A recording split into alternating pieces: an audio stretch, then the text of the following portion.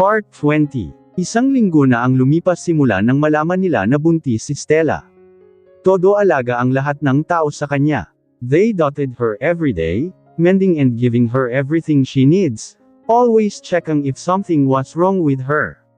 Tahimik ang lahat at tikom ang bibig tungkol sa ginawa niya. Wala ni isa ang nagbukas ng topic na iyon. They remain silent about it. Parang wala lang nangyari sa kanila. Ganon pa rin ang turing ng apat na unggoy sa kanya, mas lalo pang ang naging maasikaso ang mga ito. Lalong-lalo na si Phoebus, na halos hindi na siya palakiran. Kahit papuntang banyo ay kinakarga din siya. Mag-iisang linggo na din na hindi nakahawak ng cellphone si Stella. Phoebus confiscated every electronic devices she had. Laptop, tablet, lahat kinuha ni Phoebus sa kanya. Pati ang TV ay pinagbabawalan din buksan. Simula nang makita niya ang balita sa television.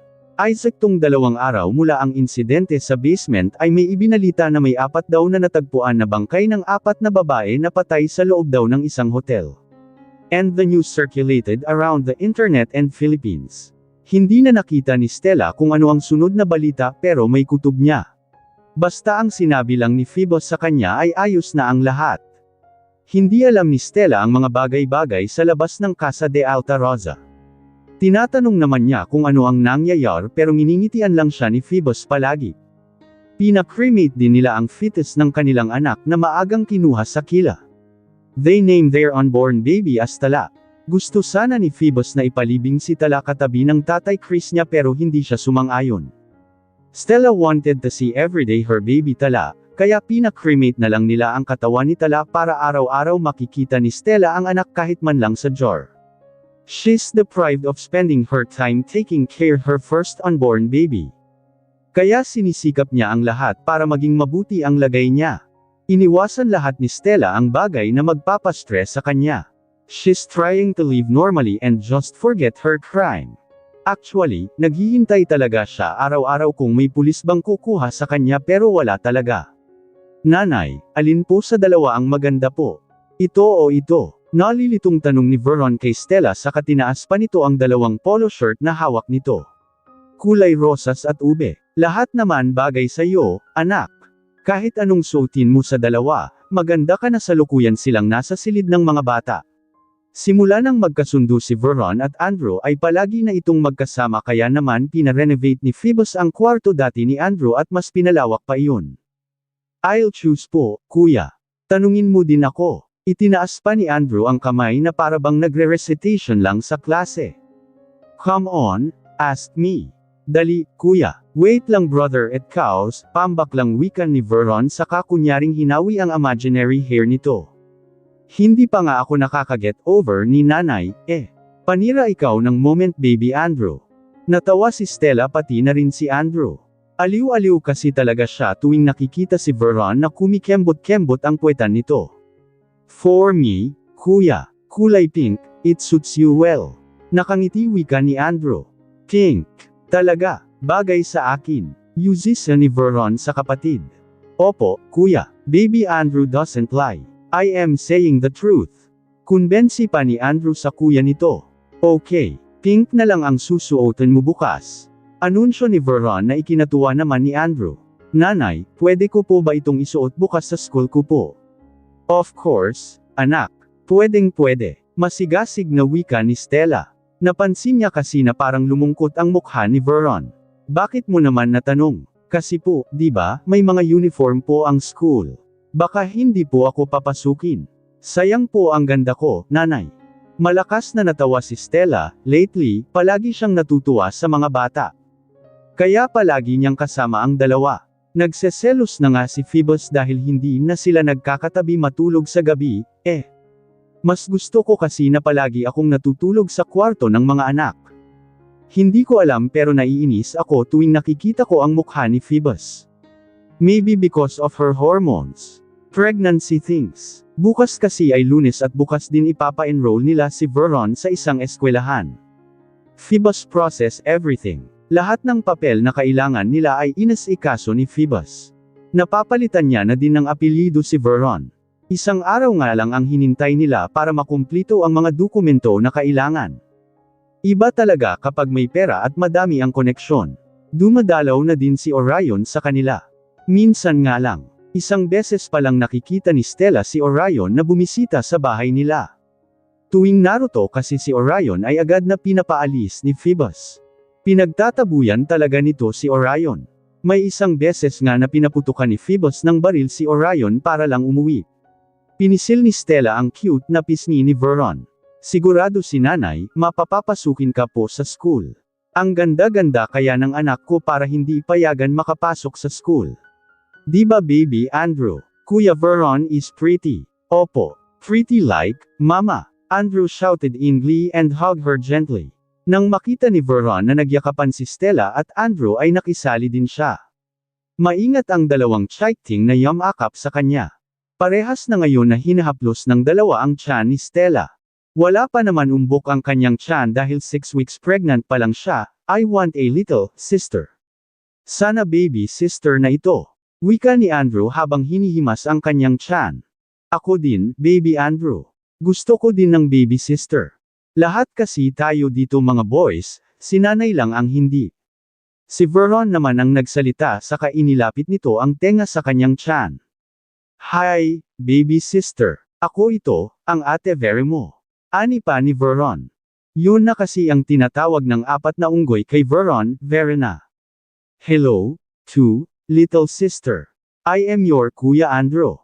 Wika din ni Andrew sa kahinalikan ng kanyang tiyan. Narinig ko si daddy at uncles na nag-uusap sa living room. They say mom will be hurt once mama gave birth to you, so please, don't be so stubborn okay?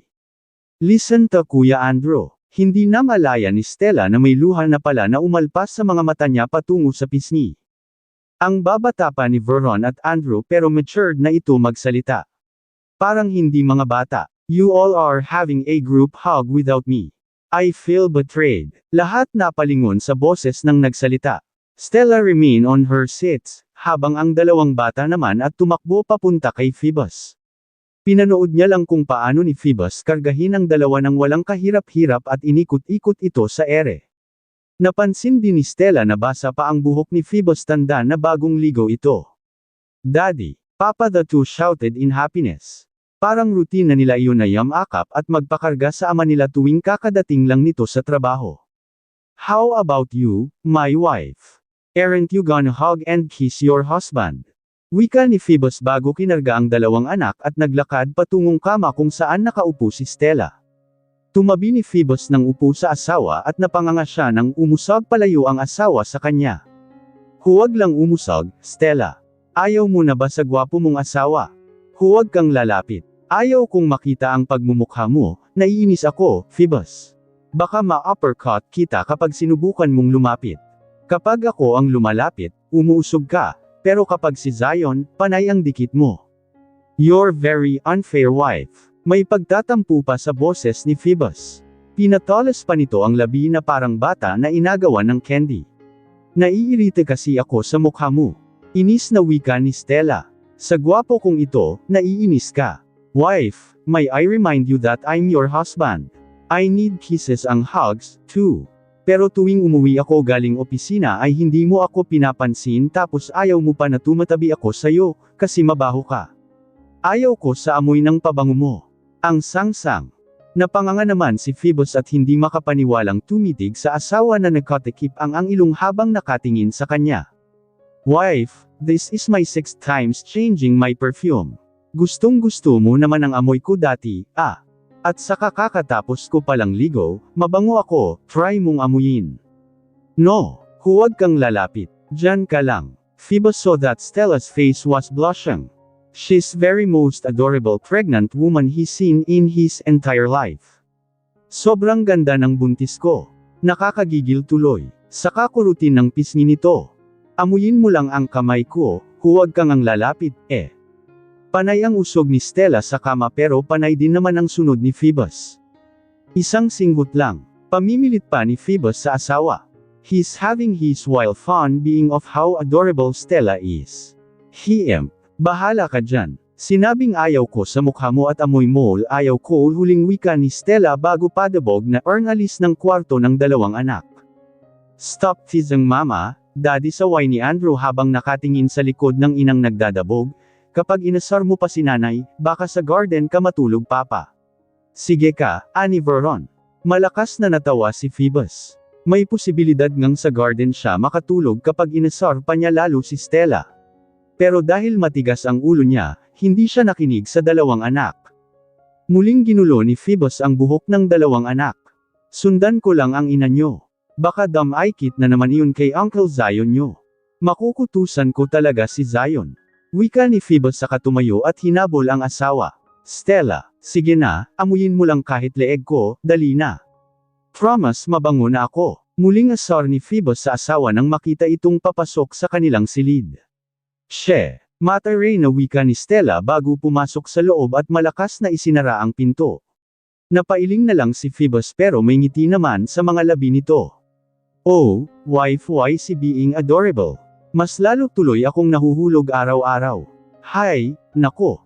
Kung siguro ay nakamamatay lang ang mga titig, malamang sa malamang ay pinaglalamayan na ngayon si Zion. Singtalas ng kutsilyo ang mga tingin na binabati ni Phoebus dito. Napapalunok na lang si Zion sa kaba at takot tuwing magagawi ang tingin sa big boss nila. Umagang-umaga pa lang pero sinusubok agad si Phoebus. Nasa may gazebo sila nakatambay para maarawan si Stella, advice kasi ng doktor na kailangan main-aita ng araw si Stella. Okay sana iyon kay Phoebus. Ang kaso nga lang ay parang tuko kung makakapit si Stella kay Zion. Nakaupo sila sa pabilog na lamesa sa kanilang gazebo. Magkatabi na nakaupo si Stella at Zion, at ang mas lalong nagpapainit sa ulo ni Phoebus ay nakaligkis ang kamay ni Stella kay Zion. Yep. Stella was clinging so tightly to Zion. Puny Emmas. Mukhang si Zion pa talaga ang pinaglilihian ng asawa. Sa daming tao sa mundo, si Zion pa talaga ang napilitan ni Stella. Huwag kang malikot, Zion. Naiiritang wika ni Stella kay Zion sabay hampas ang braso nito na yakap niya. Umupo ka lang dyan. Para kang kitty-kitty. Napalunok muli si Zion at napatingin naman ito kay Phoebus. Nasa harapan lang nila si Big Boss at nakabantay lang. Matalim ang mata at madilim ang mukha habang titig na titig sa kamay ni Stella na nakaligkis sa braso ni Zion. Kasi ano, Stella may gagawin pa ako sa firm. Yes. May kliyente ako ngayon, Malapit na ang hearing kaya kailangan kong pag-aralan ang kaso niya. Palusot ni Zion. Wala naman talaga siyang kliyente pero puny Emmas. Baka hindi na siya abutan ng bukas kung hindi pa siya gagawa ng palusot. Tiyak siyang, bagbog sarado na naman siya sa big boss nila.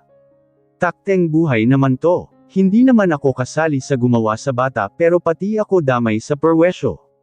Wala kang lakad ngayon. Alam ko, kaya huwag kang magsinungaling. Ani Stella na panay ang kain ng mga prutas na binalatan habang nakaligkis. Hindi alam ni Stella pero gustong-gusto niya na palaging nakikita si Zion at nahahawakan. Parang naiiyak siya at hindi kumpleto ang araw niya kapag walang Zion na nakikita at nahahawakan. Meron talaga, Stella. Giit pa ni Zion. Pexman. Mamatay ka man. Pinanangkitin pa ng mata ni Stella si Zion. Halata naman kasi na nagsisinungaling ito dahil tuwing nagsasalita ito ay panay ang lunok at tingin sa Derek Zion ni Phoebus. Lamikot ang mata ni Zion at palihim na humihingi ng tulong kay Phoebus kaya naman huminga ng malalim si Phoebus. Wife, tahimik, Phoebus Altaroza. Hindi ikaw ang kinakausap ko. Mataray na wika ni Stella. Si Phoebus naman ay sumimangot na lang si kinauupuan na parang bata sa kapunupukol si Zion ng masamang tingin. Ang cute tuloy nitong tingnan. Bumubulong-bulong pa nga ito sa hangin. Akmang magsasalita sana si Stella nang narinig nila ang tawag ni Koa mula sa bakana ng pintuan sa likod nila. Stella, your carbonara with fried chicken feet is done. Would you like to taste? Anunsyo ni Koa. Agad naman sumaya ang pakiramdam ni Stella nang marinig ang sinabi ni Koa. She's craving carbonara, pero hindi gusto niyang ihalo ang trinitong paan ng manok doon. Bigla kasing pumasok sa isipan niya kaya nagoagawa agad siya kay Koa. Okay, Stella shouted in glee. Dito ka lang Zion ha, huwag kang aalis dito. Kukuha lang ako ng pagkain, okay. Habili ni Stella kay Zion na agad naman nitong tinanguan. Careful, wife, paalala pa ni Phoebus dahil tumatakbo pa si Stella nang bahagya papasok sa kabahayan.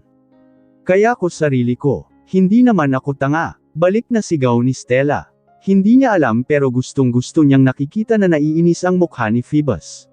Minsan naman ayaw na ayaw niyang nakikita ang asawa. Tapos gusto niya din na palagi itong inaaway. Basta, magulo. Hindi niya gets ang mood niya. Pabago-bago. Siguro ay dala ito ng pagbubuntis niya. Si Zion na lang at Phoebus ang natitira sa gazebo. B-boss, hindi ko type si Stella, hawi ka agad ni Zion.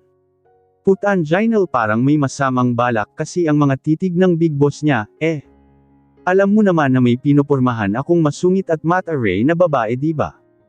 Alam mo yun, siguraduhin mo lang, Zion. Dahil kapag ikaw, magkagusto sa asawa ko, sinasabi ko sa'yo. Hindi ka na aabutan ng pagsikat ng araw, banta ni Phoebus. Alam naman ni Phoebus na walang mali siya sa asawa at sa kaibigan pero hindi niya talaga maiwasan ang makaramdam ng selos. Tangi na kasi, kapag ako, palaging sinusungitan ni Stella pero ang sweet-sweet sa iba. He also knew that Zion is making his way to his woman. Nakita niya kasi isang beses na stress si Zion sa pinopatmahan nitong dalaga. Mukhang mahihirapan ngang paamuhin ni Zion ang babae, Phoebus even seek for advices, pero ang tanging paalala lang ng ninang na doktor, ang samuri kay Stella, ay habaan lang daw ang pasensya niya. Baka ito na yun. He really needs to have a long patience. Kasi kung hindi lang siya pasensyoso baka nakabaon na si Zion sa ilalim ng lupa dahil sa selos. Nasa tamang pag-iisip pa naman ako, boss. Si Orion dapat ang sabihan mo niyan. Parang bet nun si Stella, ani pa ni Zion. Tumaas ang kilay ni Phoebus. How do you know? Well, nagkita kami noong isang araw ni Orion sa mall.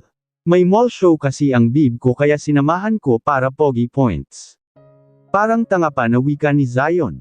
Tinatanong ni paring Orion kung kumusta na daw si Stella tapos kung nagkaayos na ba daw kayo. Inassume ko lang na may gusto si Orion kay Stella.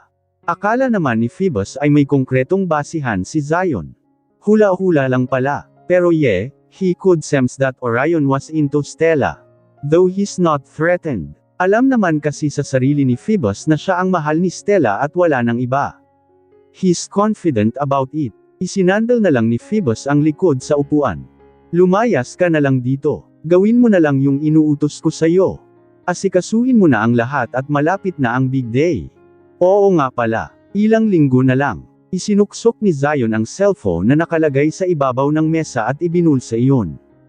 Magpapatulong ako sa bib ko na mamili ng damit. Magaling ang pormahan noon. Lumakad ka na. Kanina ka pa tawag ng tawag dyan na bib mo pero wala naman kayo. Pang-aasar ni Phoebus. Ay, wow. Nagsalita ang ilang taon bago makamove on kay Vern na putol ang sasabihin dapat ni Zion nang mapagtanto ang salita na lumabas sa kanyang bibig. Alis na lang ako, boss. Palm kaagad ni Zion saka patakbong umalis ng gazebo. Matiing pinagbabawal sa bahay na iyon ang pagbanggit sa mga pangalan ng mga bruha. Mukhang paglalamayan talaga ako nito dahil sa kitabilan ng dila. Lihim na kinurot ni Zion ang sarili. Habang si Phoebus naman sa gazebo ay nilang na lang. Mabuti na lang talaga at wala ang asawa ko kundi kukutisan ko talaga ang lintik na Zion na iyon. Walang preno ang bibig. Hala, nasaan na si Zion? Ang sabi ko pa naman huwag siyang umalis. Napalingon si Phoebus sa asawa niya. May dala itong isang tray ng carbonara with fried chicken feet. Nakasimangot at naluluha ang mga mata. Agad na nilapitan ni Phoebus ang asawa saka pinaupo at tinabihan ito. He said he had to do something in his firm, then he'll go visit the woman he is courting. Tugon ni Phoebus sa kainayos ay medyo magulo na buhok ni Stella. Gulat na tumingin si Stella kay Phoebus. Hindi pa rin siya sumasagot ng babae. Humalaklak si Phoebus. Hindi madali paamuhin ang babae na nililigawan ni Zion. Baka maging rason pa iyon para makalbo si Zion, Nakita mo na ang babae. Curious lang talaga si Stella pero parang iba yata ang pagkakaintindi ni Phoebus sa tanong. She just asked out of curiosity, not malice. Is that a trick question? May pag-aalinlangan sa tanong ni Phoebus. Umiling si Stella sabay subo ng carbonara. Nagtatanong lang naman ako, wika ni Stella. Hinawi niya muna ang buhok na humaharang sa kanya mukha. Hindi tuloy makakain si Stella ng maayos dahil sa buhok niya. Nakalimutan niya kasing magdala ng pangtali sa buhok. I met her once. Maikling sagot ni Phoebus bago inabot ang buhok ng asawa at pinag-isa iyon saka ipinusod ng dahan-dahan. Where's your hair tie? Ako na magtatali sa buhok mo para makakain ka ng maayos. Naiwan ko sa taas. Hahawakan ko na lang ang buhok mo hanggang matapos kang kumain. Bali walang sagot ni Phoebus saya inaayos ang mga hibla ng buhok ni Stella. Si Stella naman ay hindi maitago ang kilig. Kahit talaga kailan, hindi nalimutan ni Phoebus na pakiligin siya. Sobrang lakas tuloy ng tibok ng puso niya. Kailangan pala ang uwi ni Veron at Andrew galing eskwelahan. Pag-iiba ni Stella sa topic para itago ang kilig. This afternoon, nandun si Cyrus nagbabantay. Pero mamaya pa siguro ang uwi noon dahil may nilalakad pa si Cyrus. Actually, si Veron lang naman talaga ang pwede nang mag-aral dahil hindi pa sakto ang edad ni Andrew pero ayaw nitong mawalay kay Veron kaya in-enroll na lang din nila si Andrew. Kumuha si Stella ng carbonara at dinala iyon sa bibig ni Phoebus.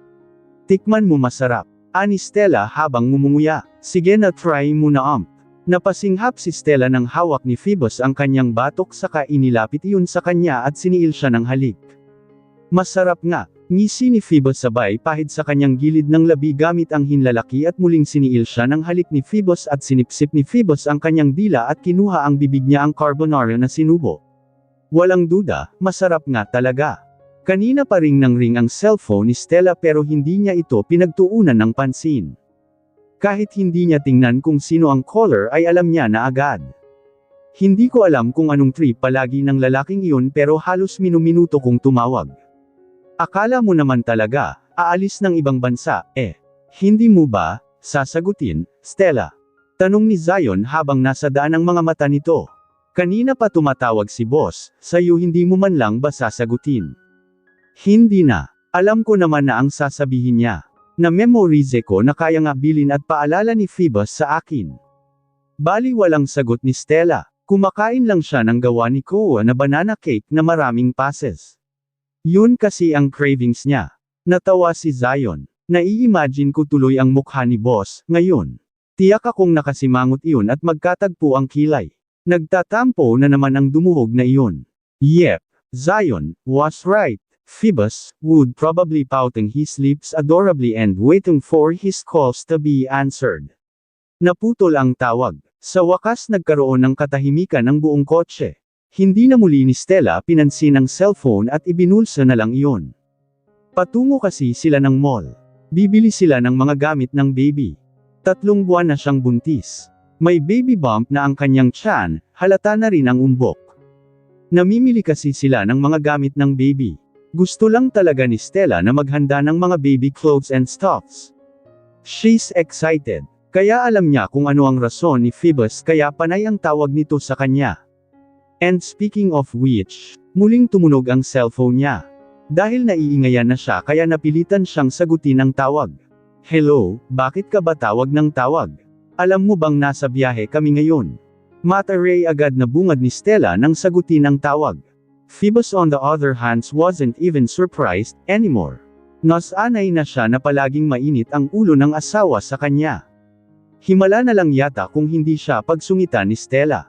Always so hot-headed. Naiiling na wika ni Phoebus kaya napairap si Stella. Malapit na kayo sa mall. Bakit ba tanong ka ng tanong? Pagsusungit ni Stella, pero sinagot din naman siya ang tanong ng asawa. Mga 5 minutes siguro kami dadating. Phoebus mastered the art of patience kaya hindi na siya affected tuwing nang susungit ang asawa. Araw-araw ba naman mainit ang ulo sa kanya, nung kang hindi pa siya masasanay. He handles Stella's mood swings to professionally. Oka, I'll be there at 5:02. Akala ko ba may meeting kayo with new investors? Bakit ka sasama amin? Nakataas kilay na tanong ni Stella. Nakatatak pa sa kanyang isipan ang sinabi ni Phoebus kaninang umaga sa kanya bago ito umalis na may importanteng meeting daw sila sa kanilang bagong investor. Si Kenzo, ang pinag-attend ko. Phoebus answered nonchalantly. Siguro ay nasa kalsada na din si Phoebus dahil rinig niya ang mga ugong ng kotse sa cellphone. Inaabala mo patuloy si Kenzo, alam mo naman mayroon na goit sa kanilang kumpanya, tapos papagtrabahuan mo pa. Wala ka talaga puso. If anyone could hear Stella's words, They might have think that he's being criticized, pero since si Stella ang nagsabi sa kanya kaya ayos lang. Wala na talaga akong puso, dahil nasa sayo na. Ninakaw mo noong una kitang makita. Banat pa ni Phoebus. Kahit si Phoebus ay natawa sa sariling kalokohan. Tiyak siyang mandidiri ngayon si Stella. Phoebus chuckles when he heard from other line a puking sound. Alam niyang umaarte na nasusuka si Stella dahil rinig niya. Tama nga siya. Napailing si Phoebus, talagang simula nang mabuntis si Stella ay naging bully ito. Pero mas okay na yun para kay Phoebus. Mas okay sa kanya na makitang masaya ang asawa. Lahat titiisin niya para lang maging lubos na masaya si Stella.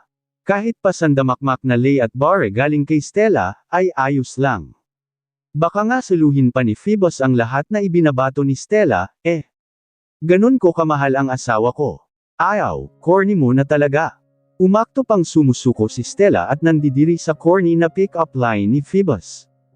Ayos lang gwapo naman. Phoebus, confidently boasted out. Tigil-tigilan mo na ang paggamit ng illegal substance, Phoebus. Pati utak mo may ubo na Phoebus, stifled a harmonious laugh. Minsan talaga, hindi niya maiwasan na ma-amaze kay Stella lalo pa kung nagsasalita ito na parang natambay lang sa mga harap ng tindahan. Phoebus tries his best to compose himself. Umiling nang siya at kinambyo ang manibela sa kanan na daan dahil doon ang ruta ng mall na pupuntahan nila. Basta, malapit na ako sa mall. Just few more blocks. Pag-iiba ng usapan ni Phoebus. Bakit ka pa kasi sumama, nandito naman si Zion na kasimangot na wika ni Stella. Ayaw niyang sumama si Phoebus, dahil may balak siyang bilhin na ay regalo kay Phoebus, Pero paano niya may lulusot ang pagbili ng regalo? Phoebus' birthday was fast approaching. Kaya ito lang ang huling pag-asa ni Stella na mabilhan ng regalo ang asawa na abot hanggang Mars ang pasensya. Since naging good husband si Phoebus sa mga nakaraang buwan at deserve nito ang pangmalakasan na regalo. I'll come.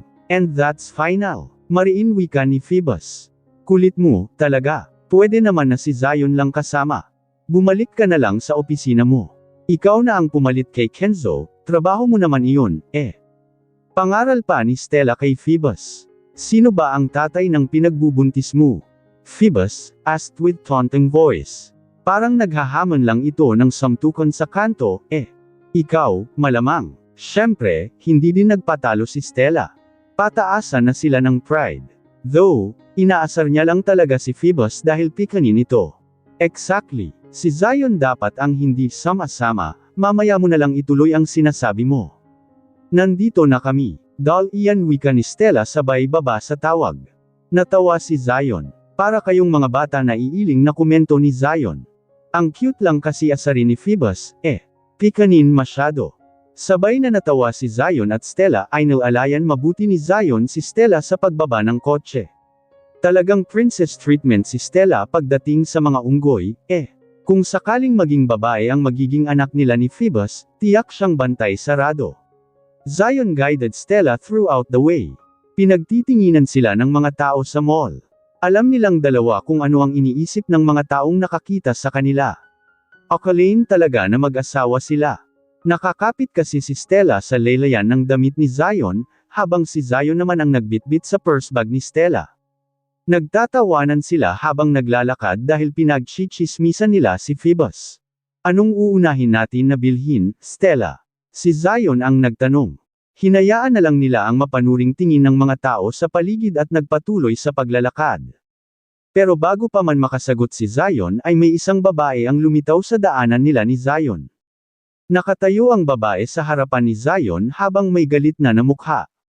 Nakasuot ng itim na cap ang babae habang may dalang paper bag mula sa mamahalin na store. Balak sanang tanungin ni Stella kung may kailangan ba ang babae pero ganun na lang ang gulat niya nang damapo ang palad ng babae sa pisngi ni Zion. Sinampal ng babae si Zion kaya napalingon ang lahat sa kanilang Derek Zion. You cheater! May asawa ka na pala tapos grabe ka kung makalandi sa akin. May pakaw lang ang babaeng pakakasalan ko kahit pangit ang ugali mo kap ang nalalaman. You piece of trash! Malakas na sigaw ng babae at muling sinampal si Zion ng isang beses bago padabog na tumalikod sa kanila. Nagulat naman si Stella dahil sa nangyari. What the? Ayos ka lang ba, Zion?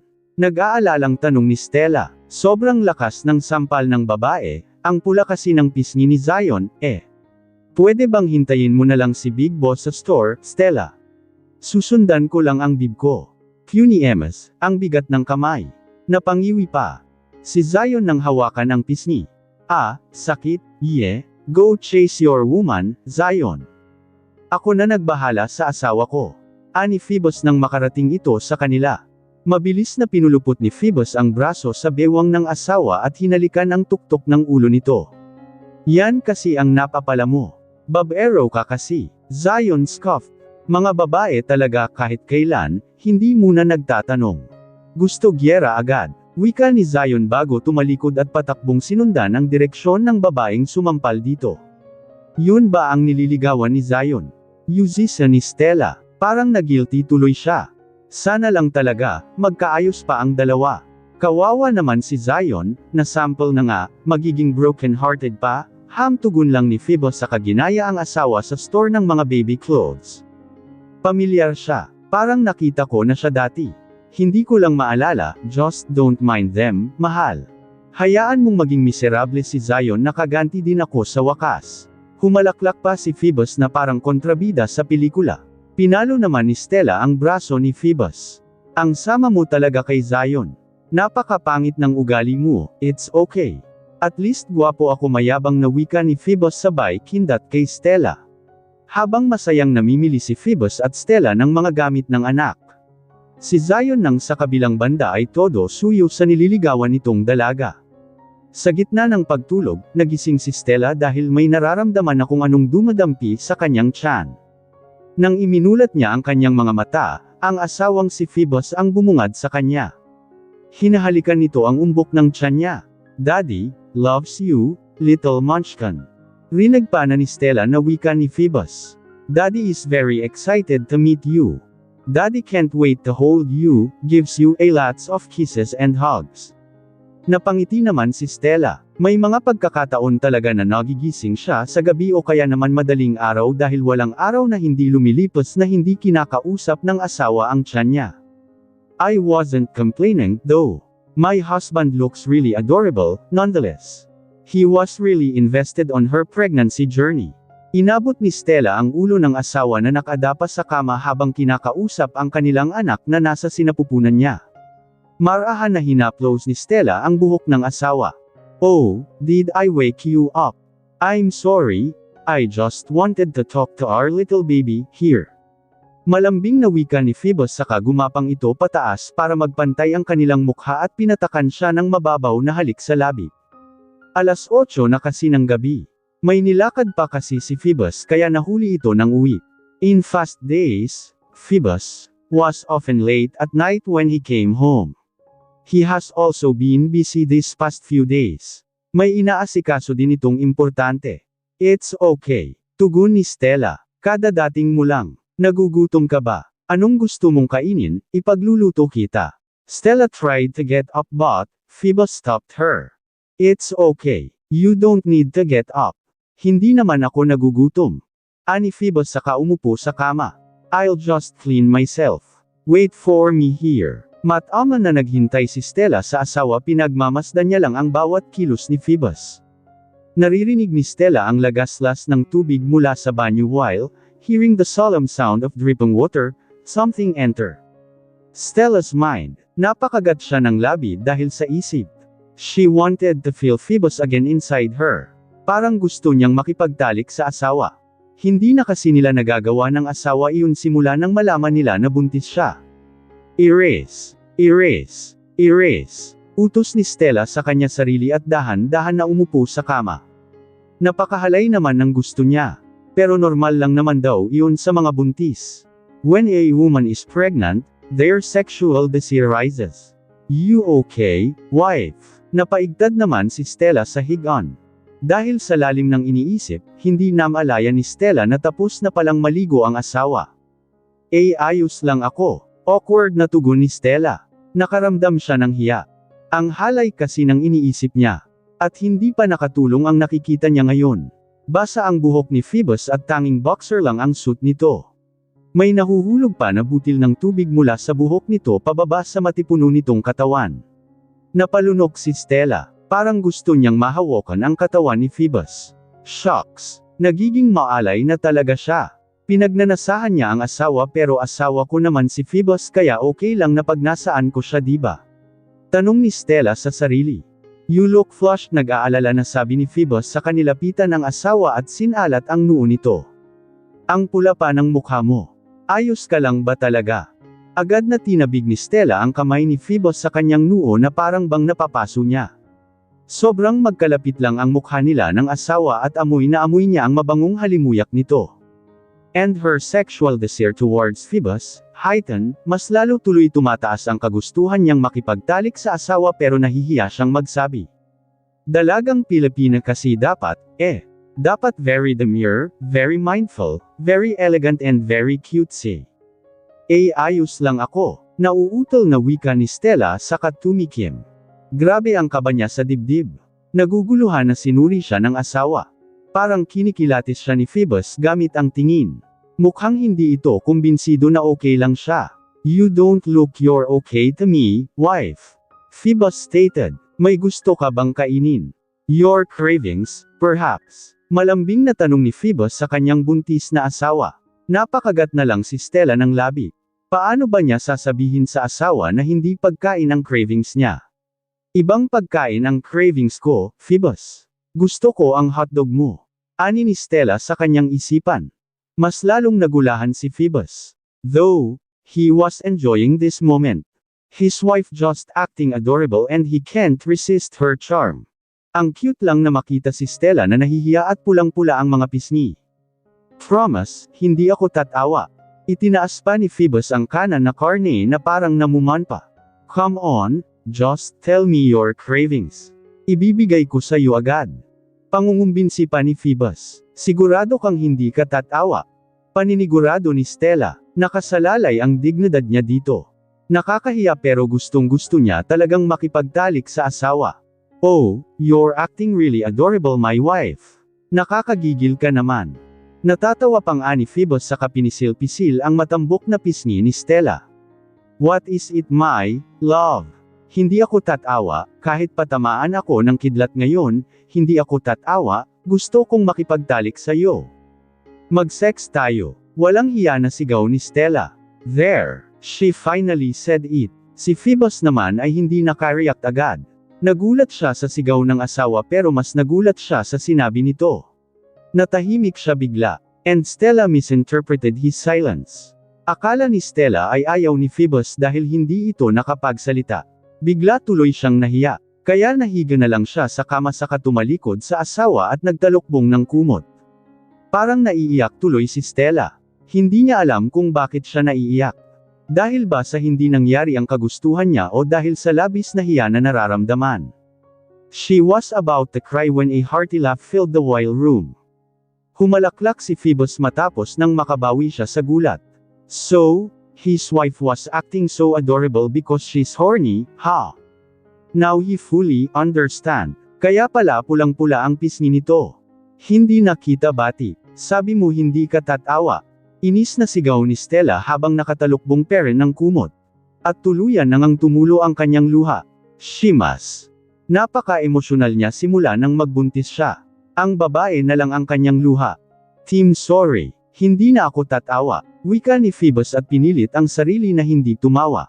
Pero hindi niya talaga mapigilan ang sarili kaya humagalpak na naman siya ng tawa.